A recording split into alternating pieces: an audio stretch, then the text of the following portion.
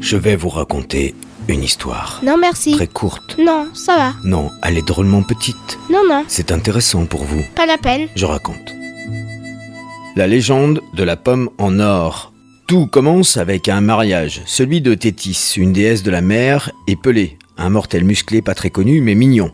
À noter que de leur union naîtra le célèbre Achille.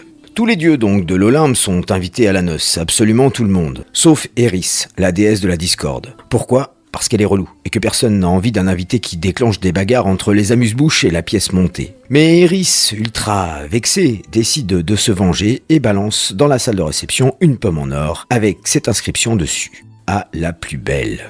Tel des fans de Ronaldo sur un maillot dédicacé, 3 déesses attrapent la pomme en vociférant en même temps.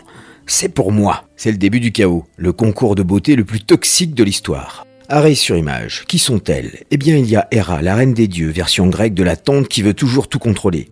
Athéna, la déesse de la sagesse et de la guerre, le combo bizarre.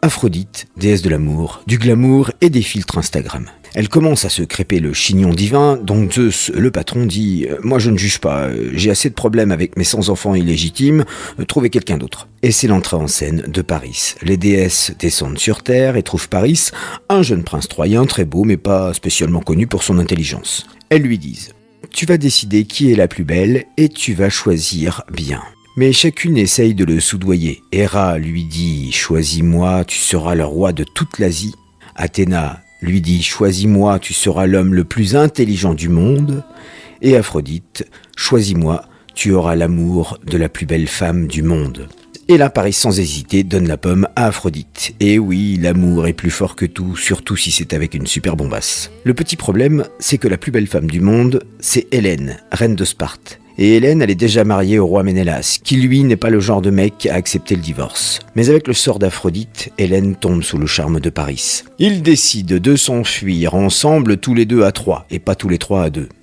Et là, toute la Grèce passe en mode vénère. Ménélas appelle ses potes grecs, ils montent une armée, la fameuse guerre de Troie commence.